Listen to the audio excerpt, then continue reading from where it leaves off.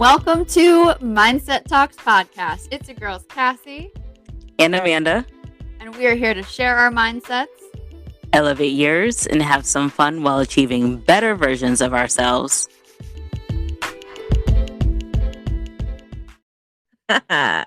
What's going on? Oh, not too much. Not too much. Yes. How's your day been? How you been? Day's been pretty hectic, but that's the usual these days with everything going on in the world. Mm, But you would be proud of me, Amanda, I must say. tell me more. So, unlike the usual, I actually made dinner before we podcasted today. So, I mean, I'm still hungry, go figure. But but I did cook before and I did eat before, and so I won't be completely Yes. starving this time. Oh my gosh. New year, new you. I Who you? know. Would you look New at that? me, who this? Yes. No, that is exciting because as much as I bitch about you needing to make sure you, one, cook and eat for two dinner before we even do anything, Mhm. the fact that you finally did it, I I feel like my know. baby just started walking. Well, it's all thanks to you for not pressuring me to start podcasting too early. So I had some time. When do I apply pressure? Never, I'm just saying. Right, right. You're Like I trying to get actually your had ass to time. eat dinner for what feels like years at this rate. Well, and I must say it was actually like really good, and that's not something that I say too often. So, I mean, tell us what was for dinner. So I made a flank steak with some mashed potatoes and corn and some plantains, and everything was banging. Okay. I had a full meal going on over here today. You got you a Jamaican man talking about plantains. Yeah, definitely. I fry them up pretty often. It's so funny because there's always the differences of calling it plantains or plantains. I feel like Mm, the like Jamaican Caribbean ish side say plantains, and then more of like the Spanish say plantains gotcha. That is true. And I because just say it's whatever. ultimately the same, which is so funny, which is weird. It is. But it's Yeah, there's all those cultural differences tomato, and tomato. right. And the whole debate of rice and peas versus peas and rice. Who says peas and rice? It's a whole thing. You never heard? Oh, I say rice and peas. I am obviously not in with it, but whatever. That's fine. Yeah. Can Well, I don't know. We're getting like super off topic, but how was your day today while we're talking about it? I'd actually say my day was pretty good. Um, it's been actually one of my most productive days in probably a few weeks now. Good. So I've been up and down all these stairs in my house. I got 3 floors. I've been up and down each floor probably at least a good 10 times within like a 2.5 hour period. Like Oh, wow. just going, doing laundry, vacuuming. I went to the grocery store, so obviously put away groceries and I ate a bunch of sugar for dinner. Like Bunch of sugar. What do you elaborate, please?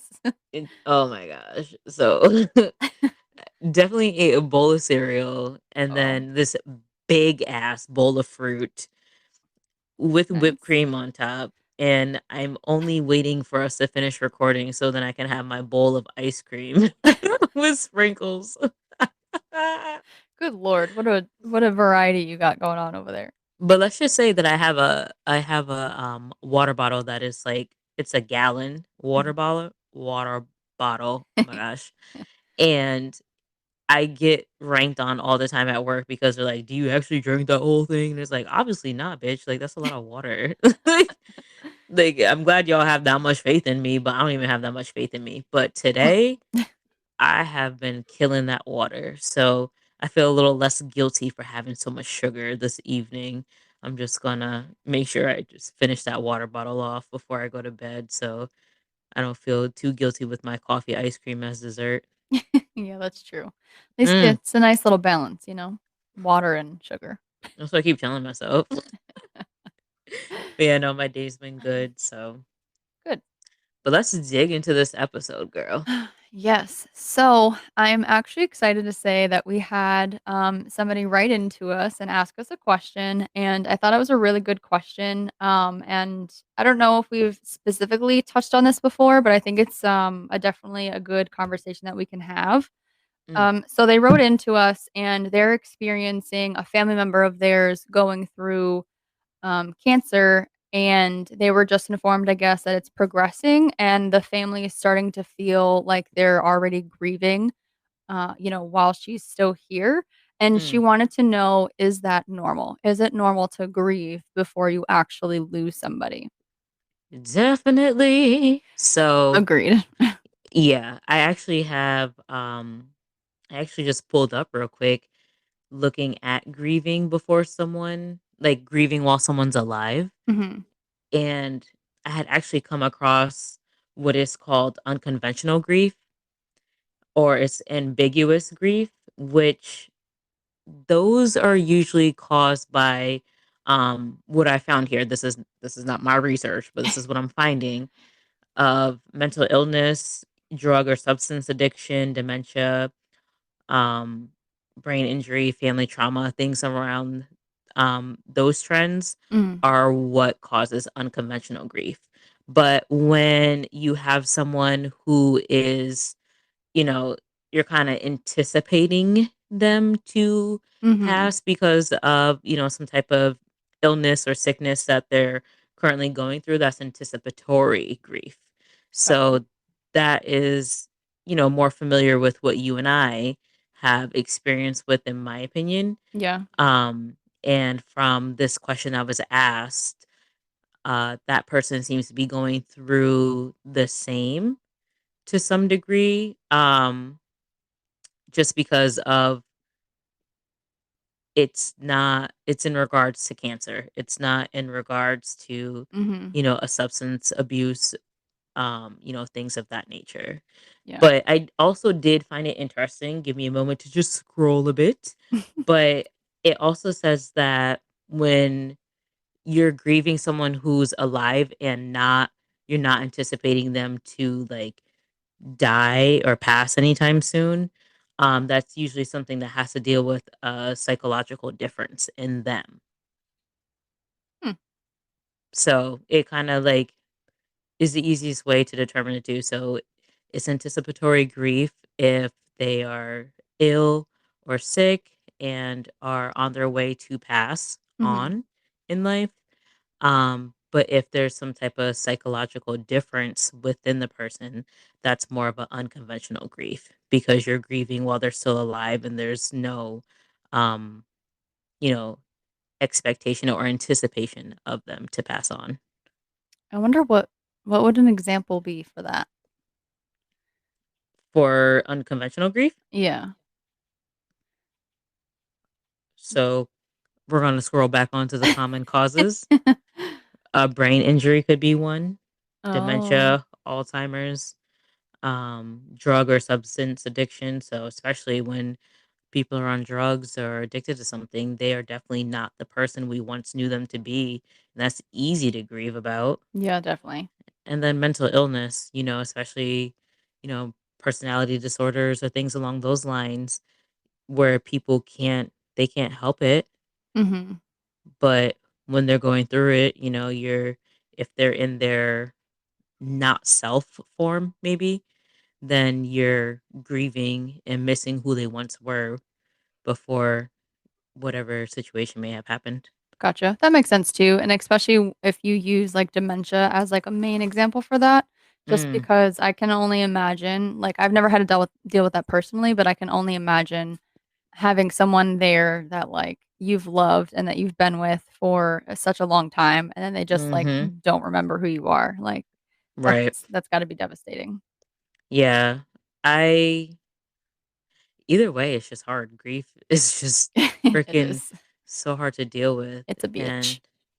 right, because I think back to, you know, saying that I've had anticipatory grief with my mom Mhm. and trying to kind of reflect on as to when did it come about? Yeah, because like when you're going through it, you might not realize that you're grieving. Even kind of like trying to look back at it, it might be a little hard to like determine. But like if you really think about it, you can sometimes determine a point in which that happened. Do you remember when that might have occurred for you? So I feel like it occurred days before she passed. And Mm, I say this because I found myself to be that strong support throughout her journey, of her going through chemo and radiation, just finding out that she had cancer and we're going to be doing treatment. mm-hmm. It's very possible that I could have had it once finding out and not realizing it because of a triggering of cancer and chemo in general for me. Because with my grandma, who was my mom's mom, she went through chemo. I'm not sure for how long. Mm-hmm. I'm not sure if she had radiation as well. But the way I remember things going is we found out she had colon cancer. She went through chemo. Her health was declining. She's on hospice care Mm-hmm. and she passes. Gotcha. So finding out my mom now has breast cancer, Yeah, just kind of which like repeats those memories for you. it Mm-hmm. does. And I did try to keep in the forefront too, though, that breast cancer is a more curable cancer. And, there's a lot more of a fight that people can have against breast cancer and win as the survivors. Mm-hmm. So I always kept that in my mind, but automatically I felt negativity because it's cancer and chemo again. Oh, fucking great. Right. Now here we go down this path again. But I'm doing my best to not believe it's going to go the same way that it did for my grandma. And how hard is that? Like Mm-hmm.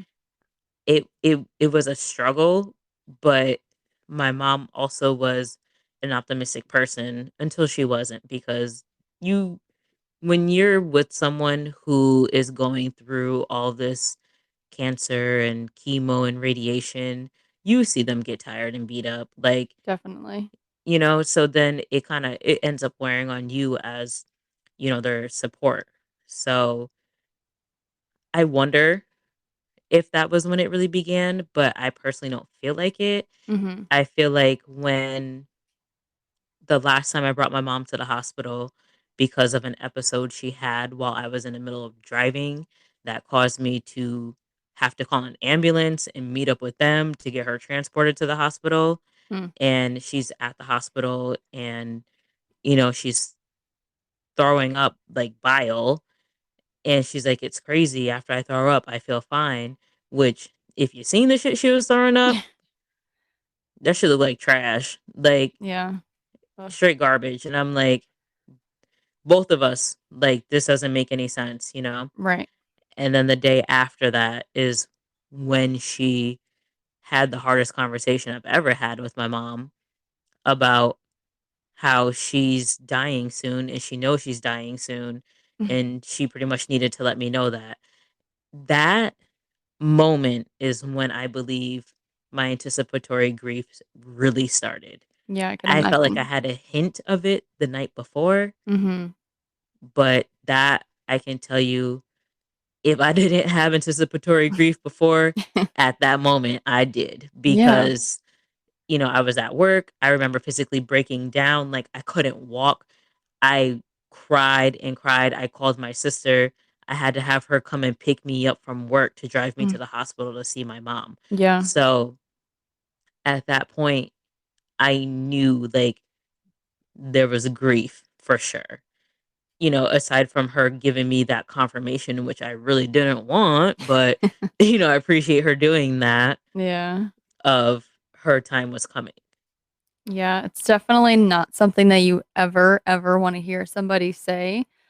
But I would say that there is kind of like a weird, I don't know if satisfaction's the right word, but like they're they're being honest and they want to like prepare you and they want to tell you Hmm. instead of just like knowing it and not saying something and then just leaving.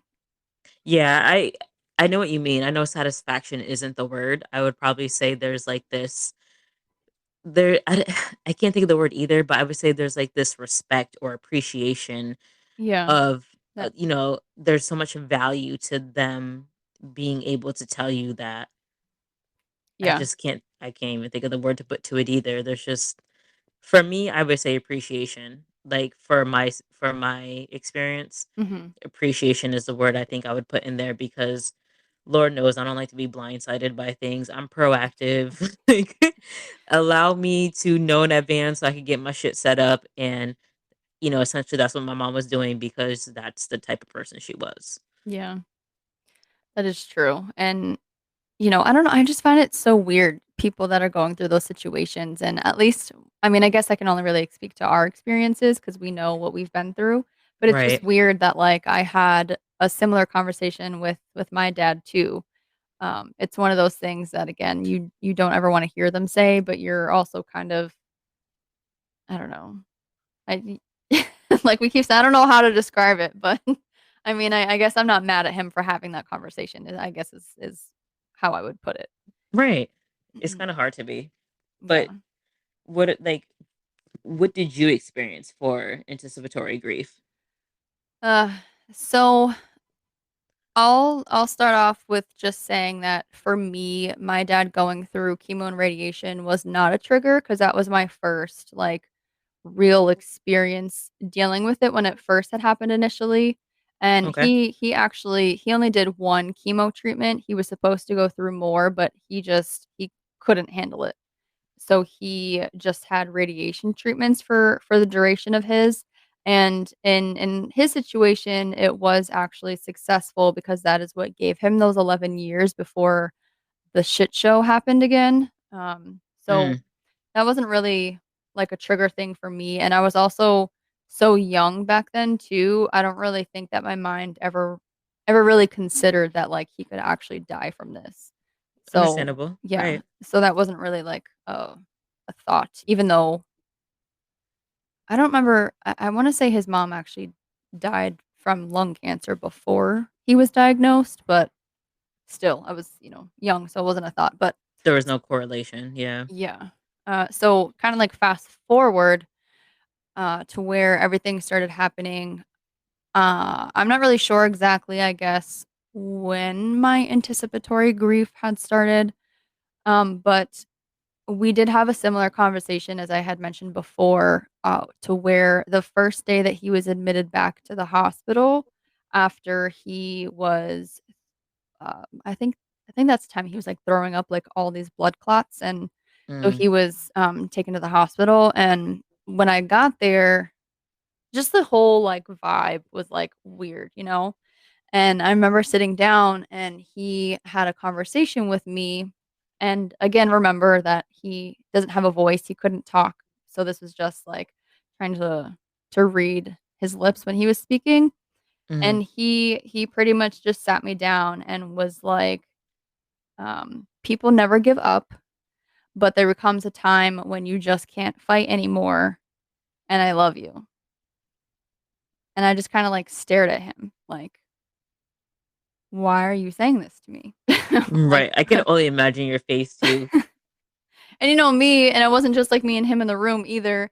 And Right. I wasn't gonna make him feel bad Mm-mm. for, and I'm not mad at him for not wanting to keep fighting anymore. He just went through hell for 2 years.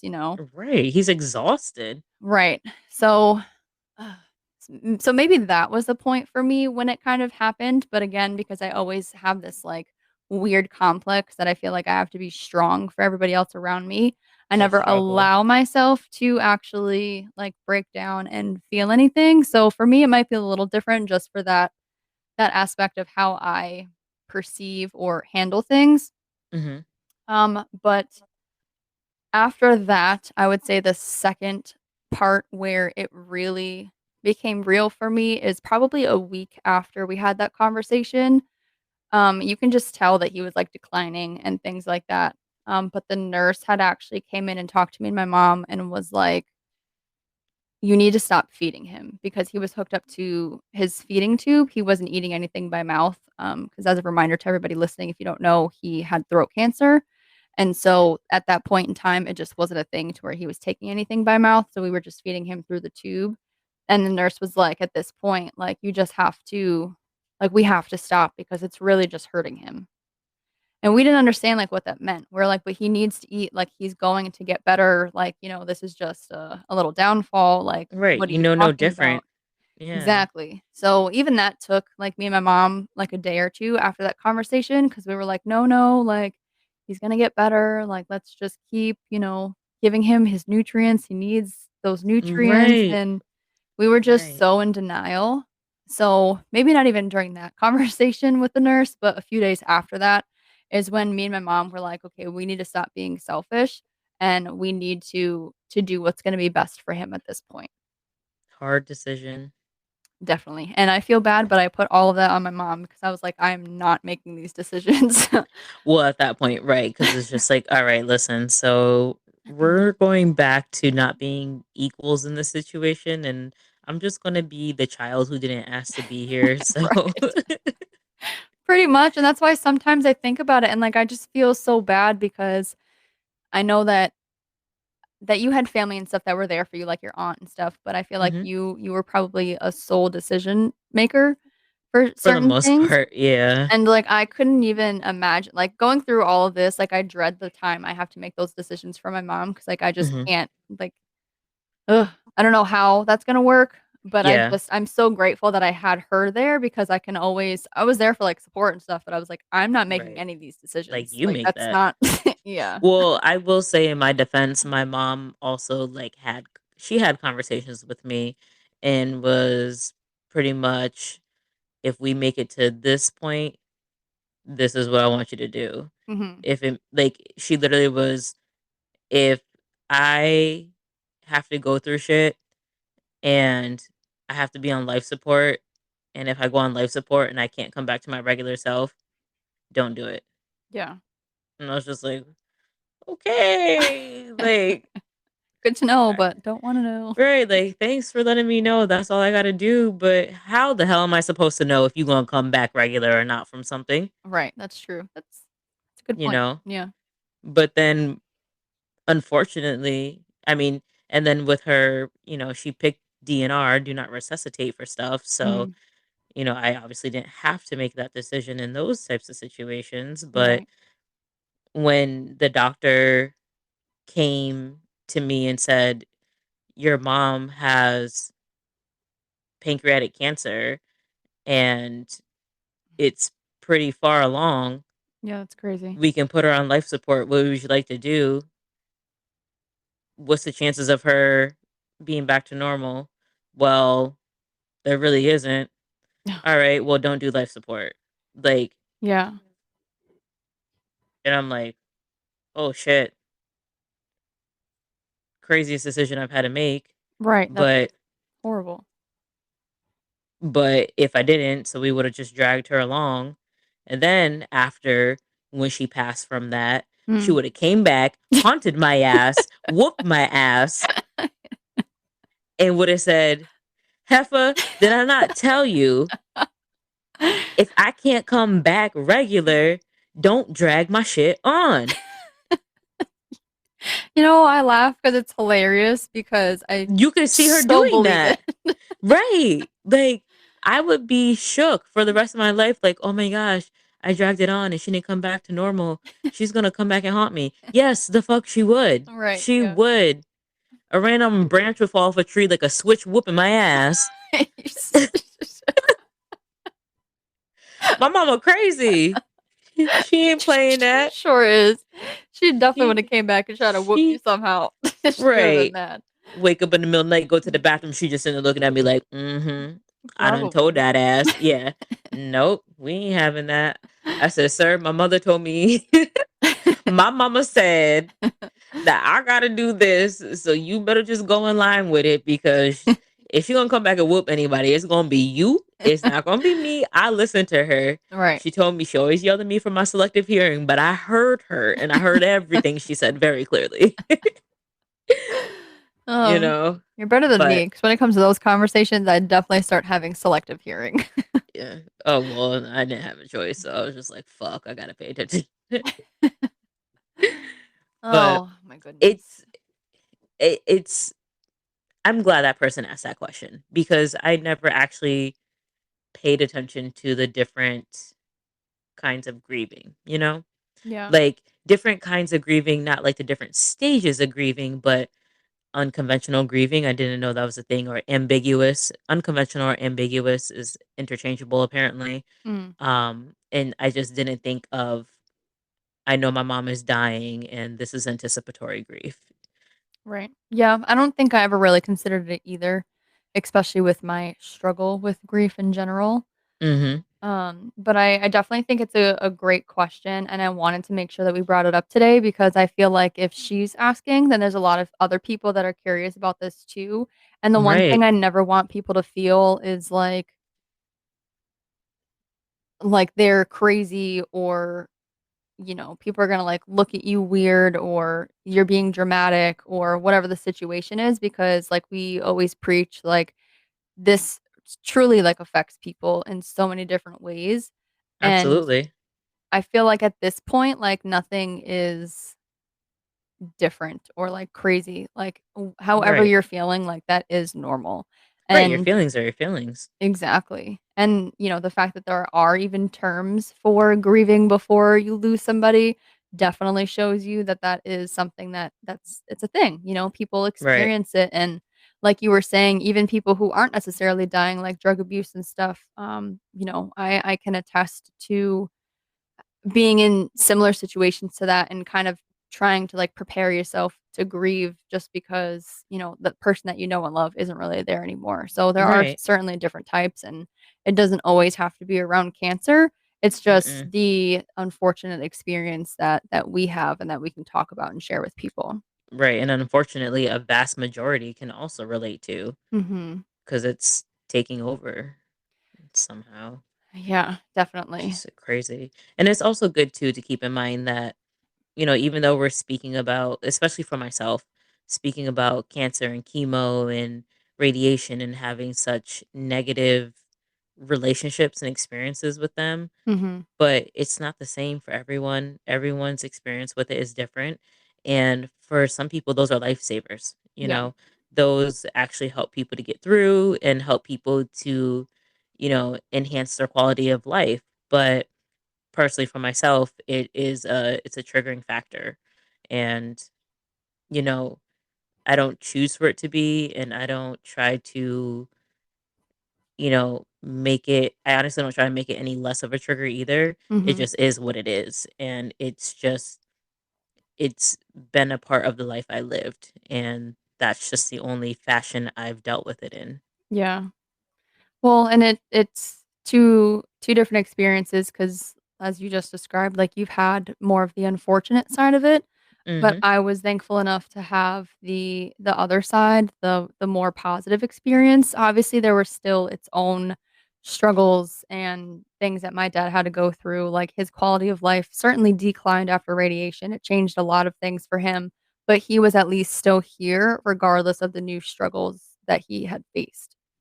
Right. So, it really is different for everybody, and you really just got to,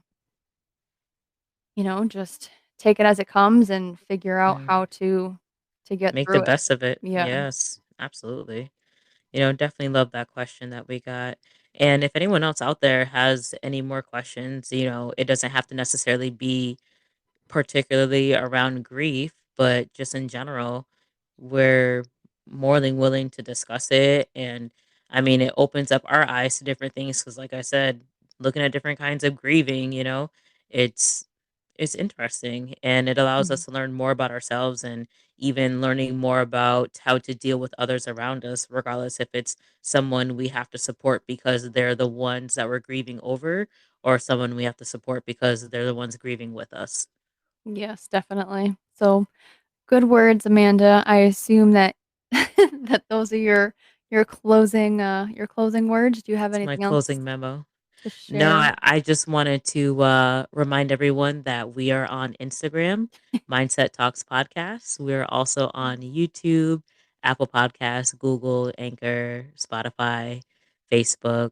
I can run through the list. I'm pretty long winded. But you get the gist. So definitely make sure you follow our pages, subscribe to us, Mhm. like, comment, share. Don't be shy. We would love to be able to reach out to as many people as possible. So continue to share our good word and give us some good feedback. Yes, definitely. Keep it coming because we love to hear it and we love to help you guys out. So make sure you follow us, like Amanda said, and let us know your thoughts. And until next time, we will talk to you guys later. Take care. Stay safe. Bye, guys.